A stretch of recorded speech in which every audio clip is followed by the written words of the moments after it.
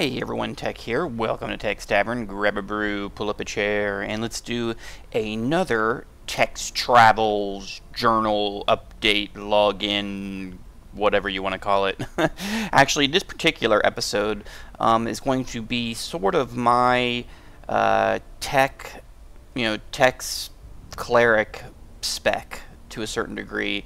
When I'm typing all the description up for the video, I'll probably come up with something clever. But it's basically, this is my Cleric build that I use in Neverwinter at level 60 for both PvP and PvE, because I like to do both. So some of the builds you see, and one thing I'll say right off the bat is I do take a little bit of inspiration and give credit to both Deistic, I believe is how you pronounce his name, and also Unspecified Healer, or I guess he goes by Unspecified Error on the Neverwinter forums, because both of their builds I've looked at, and I've watched Unspecified Error's videos on his builds some, and so some of my stuff is inspired from that and pretty similar to his, but like for instance, I know both of them, I believe, mostly just do PvE, so a lot of their builds and specs are built solely around PvE, where mine is a little bit of PvP built in because I do like to PvP as well, especially now with the launch being imminent in a couple of days from the recording of this video,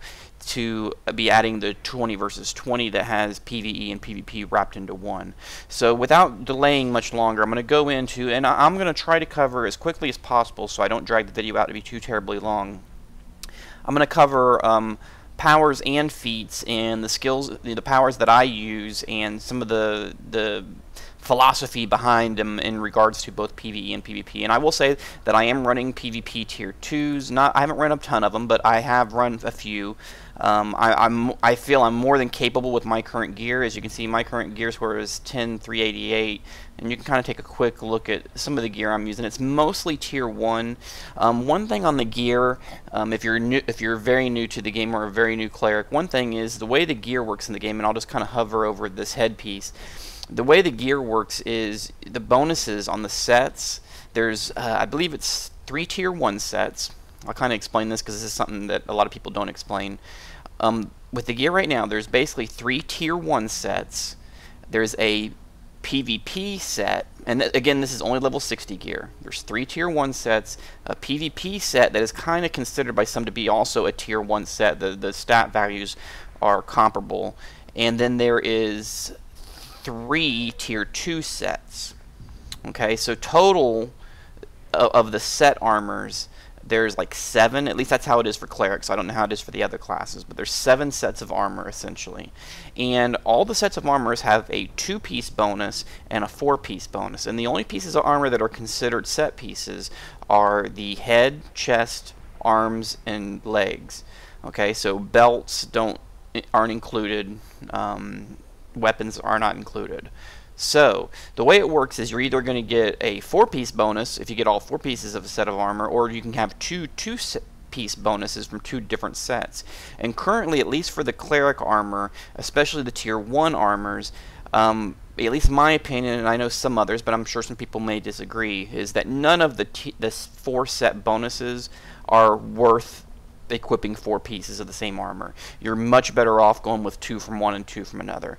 And so after all that build up, I'll show you what I'm wearing. Is I'm basically wearing the Divine Emissaries headpiece and arms, and then I'm wearing the PvP set essentially of the chest and the legs. And what that does is I'm getting a 2-piece bonus here, which is 400 critical strike, and then from here I get a 2-piece bonus, which is 400 recovery. The main stats for a cleric, especially if you're healing and you're not trying to do a PvP build necessarily, the main stats are recovery number 1, critical strike number 2, and then power number 3. At least that's the way I look at it. Once you get to your recovery up to around about, say, close to 3,500 or so, you kind of almost need to stop at that point because of the diminishing returns. I mean, I'm sure some people will argue, oh no, you're off on that number. That's fine, whatever. That's just how I've looked at it. And it kind of goes the same for, I guess, for critical strike and everything else. Now, power obviously then would be the end dump, where you would just continue to dump. As you can see here on recovery, I'm at almost 3,500. On critical, I'm like 2,600, which is decent, which makes my critical chance 33%, which isn't too bad. You can see this is after the Astral Shield nerf, so you can see my cooldown is at with this current recovery amount is 14.7, so that means I get about 4.7 seconds with no Astral Shield. Now if I take a potion or something, you could lessen that a little bit, like, well, let's just see, 200 recovery. That's because of diminishing returns, this 200 isn't going to do a whole lot, but we'll go ahead and drink it and just take a look at it. I shaved off a point of a second there, so I'm at 14.6. So 200 doesn't, as you can see, doesn't do a whole lot more, because that went from what, 34 to 36. So that's kind of what I'm talking about, is, you know, putting another 200 on, you're not really getting much out of it once you get to around that, a little over the 3,000 mark. So that's kind of my current setup. So right now I've been mostly just looking to put into Critical Strike. The companion that I use currently is the Ion Stone. It's a very good pet, and you can see I don't even have it maxed out yet because I just got it recently. And you know, as you can see here, I have right now just some rank 5s in here. One of them is for recovery and the other one is for crit, and then this one is to add 7% stats, so you're basically getting 107% of everything, which includes both of these items I think both of these items were bought off of the Drake seal vendor. So that's how that works. So anyway, let's get to the powers and feats, because I don't want to make this a long video. I know some of these types of videos can be extremely long, and I want to try to make sure mine is not. I'm just going to talk about powers and where my power points are allotted currently. You can see here I'm 3 points on Astral Shield. Always use Astral Shield. Lance of Faith, I have 3 points in it, but I never use it. Basically, it was a point dump. I figure maybe I might use it for PvP here and there. But generally, I've been actually using Branded the Sun as my left mouse button at willpower more than anything else as of late. I do use a Sacred Flame, and we'll talk about that later. If I'm doing tier 2s that are a little tougher, I will use Sacred Flame. If I'm doing, you know, easier tier 1s or I'm in PvP, then I will generally use Brand of the Sun. Sunburst is an ability that pretty much, even at 60, I pretty much I always use it, no matter what I'm doing, whether it's PvP for the heals and knockbacks off of points, or if it's for PvE for the heals. It has an 8.7 second cooldown, so it's a great filler in between Astral Shield cooldowns. So Sunburst is a definite 3-pointer. Guardian of Faith, and I'm not going to go into big explanations on a lot of these. I'm just going to give you my quick opinions on some of this. Guardian of Faith is trash. I don't put any points in it because I don't intend to ever use it. It doesn't do that much damage, and the heal sucks, and I'm not going to waste it because Hallowed Ground is the main best daily overall for PvE. So yeah, that's that. Healer's Lore, I kind of switch back and forth between Healer's Lore and Divine Fortune for one of my class features. The other one, Foresight, I always have slotted. I never take that off.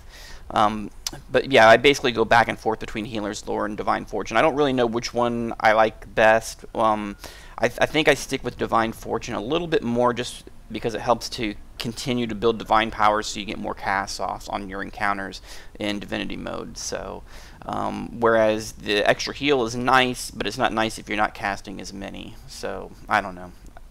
Your mileage may vary.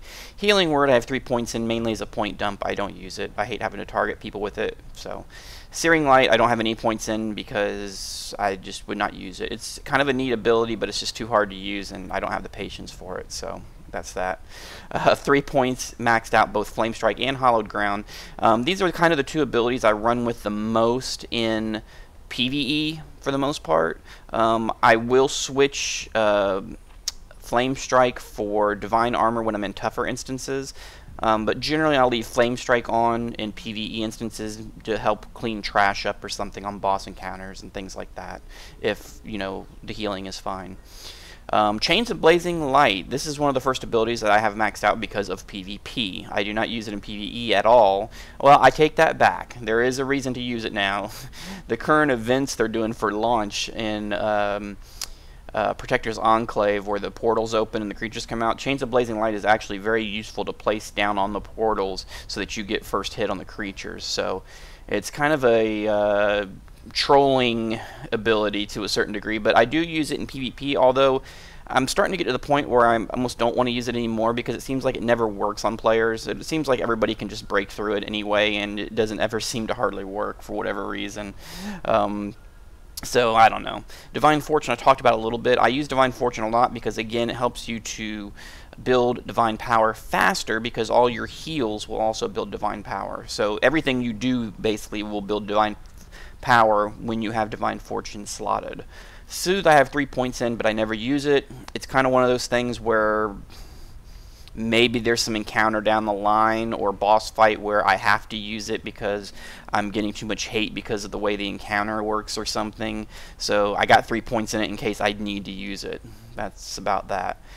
Sacred Flame, I have 3 points in. I use that a lot. Again, if it's a tougher dungeon or a tougher boss fight, I will use Sacred Flame to help give a little extra heal cap to the tank or whatever may be happening. So I mean, I use Sacred Flame, about half the time in doing PvE, doing dungeons and whatnot. The other half the time I'm using Brand of the Sun because it does more damage and doesn't require me to continually hit. That's one thing with Sacred Flame is you kind of almost got to continually keep hitting it, and you can't do anything else while you're continuing to spam Sacred Flame. Whereas Brand of the Sun, if we get into an encounter, say a boss encounter, and say there's 3 or 4 elites up, I can just sit there and put Astral Seal on the 4 elites, hit each one of them with Brand of the Sun, and then I can go on back to healing for a while and not worry about sitting there spamming Sacred Flame anymore. So that's kind of some of my philosophy on that. Daunting Light, I used to have this slotted and used to use it a lot when I was soloing. It's a good ability to use soloing, especially when you're like in your 40s and 50s to kill things quicker because it hits pretty hard. But when I respect, I dropped it because I knew I wouldn't be using it anymore probably. It's too hard to target people in PvP with it, so it's not useful for PvP. And PvE, it's not really useful unless you're soloing or something. So Holy Fervor, 5 more action points. I never seem to have a problem with my action points building to a rate that I like, so I don't need it.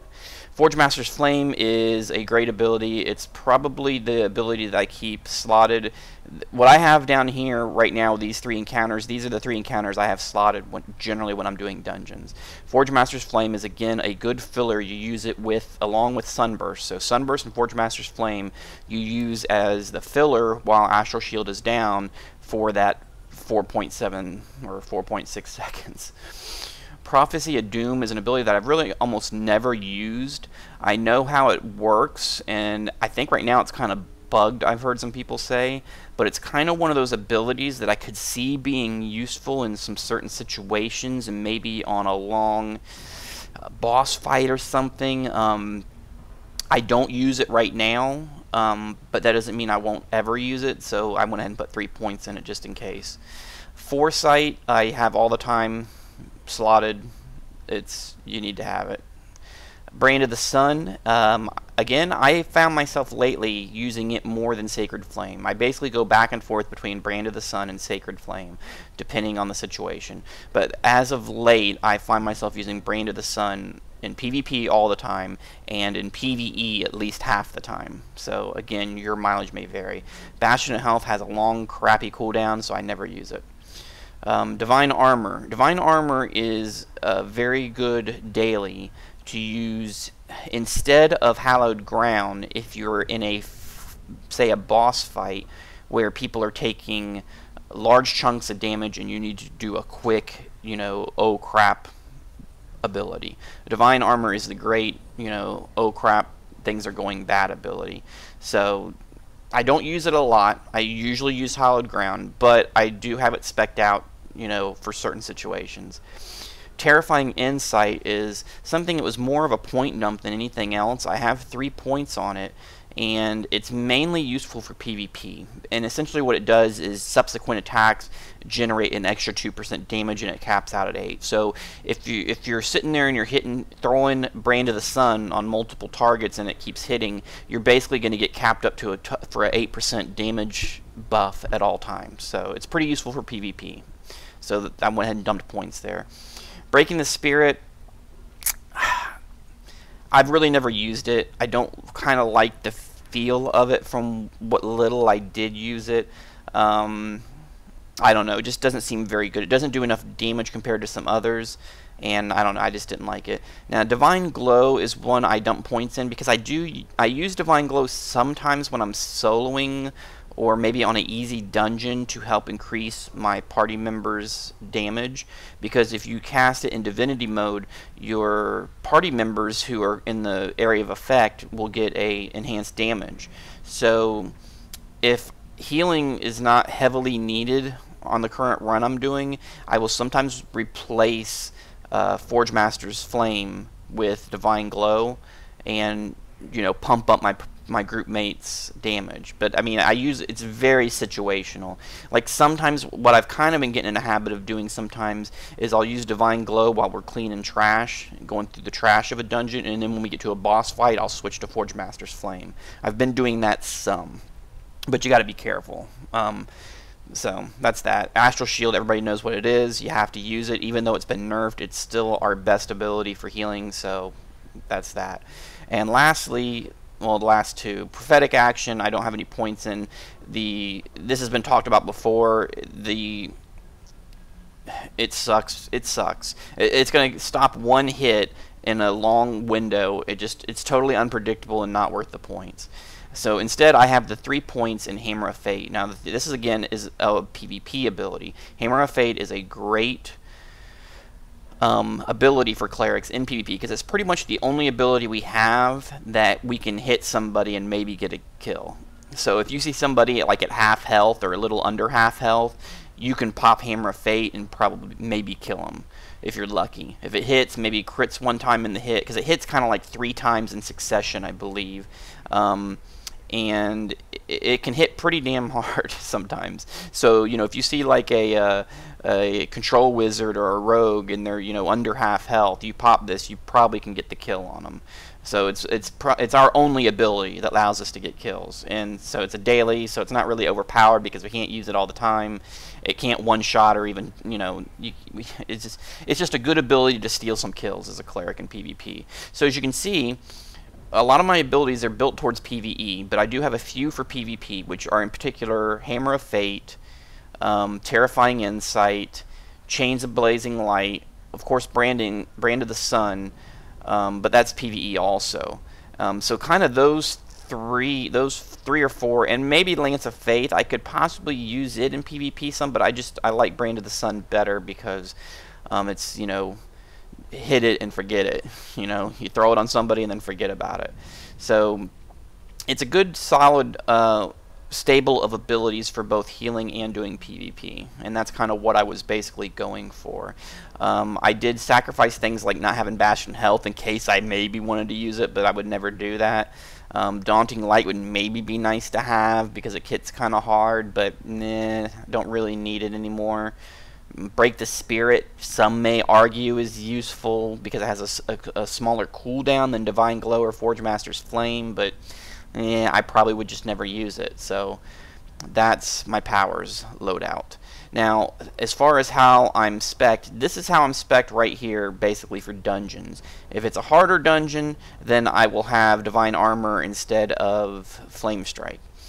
For PvP, I will instead put Hammer of Fate here, and then I will, instead of Forge Master's Flame, I will put Chains of Blazing Light here, and then I will also slot Terrifying Insight instead of Divine Fortune. And that's pretty much how I then go into PvP, is with that particular loadout. So again, then let's go on to feats, the last part here to go through quickly so we can wrap this up. But I'll show you my current spec. I'm not going to discuss all the abilities because people who are watching this are probably familiar with them already. And some of the stuff I've spec'd is stuff that you've seen in other builds as well. Of course, 3 points here for the more healing, 3 points here. This is, I know some people don't put points here or only put 2 points here. Again, I put all 3 here because for me it helps in survivability of PvE and it helps in PvP. I have 3 points here for crit. That's just a given for everything. Then a few things will get different here than some people. Domain Synergy, I only have 3 points in this for recovery, because as you can see, even in my tier 1, I'm at where I need to be at in recovery already, so I don't need it more than 3. I have 2 points here for the 10% of temporary hit points if I drop below 30% health. I love this ability, Holy Resolve. It saves my butt so many times in PvE, and then on top of that, it gives you a little more survivability in PvP. So that's kind of why I have those 2 points there. Repurposed Soul is a great ability. Everybody knows about that. With the recent nerf on Cleanse, I used to have 3 points here, but basically what happened is I pulled the 2 points out of Cleanse and put them back over here into Holy Resolve. So that's kind of what happened here. I didn't used to have points here before the last big patch, and now I do because I pulled them off of Cleanse. I still feel it's probably worth having 1 point there to do some just general maintenance cleansing, but it's definitely not worth the 3 anymore. And then I have 2 points here for more divine power. So again, that's something, those points could be put somewhere else. Some people may say, well, those would be better in recovery or something, or some people like to put it up here for more action points when you use healing abilities. I mean, that's a viable as well, but that's just how I went with it. Then down here, one thing I did is I have 5 points in Righteous Rage of the Tempest. This generates extra divine power. So the combination of this generating extra divine power and Divine Fortune building more divine power, that's my divine power machine that keeps the divine power so I can get more divinity casts off on Astral Shield, Forge Master's Flame, and whatnot. So that's the reason there. I have 5 points in Enduring Relief. I just think it's a good ability. They get bonus healing, so that's good. Here we have Benefit of Foresight, 5 points, which makes Foresight increase to basically 11%. So you're getting 11% damage. Is it resist? How's it worded? Less incoming damage, so damage resistance basically, or reduction, whatever you want to say. So I definitely use that. Linked Spirit is good because when you're healing, when you're using Astral Shield or Forge Master's Flame, you're always going to be doing it in Divinity mode.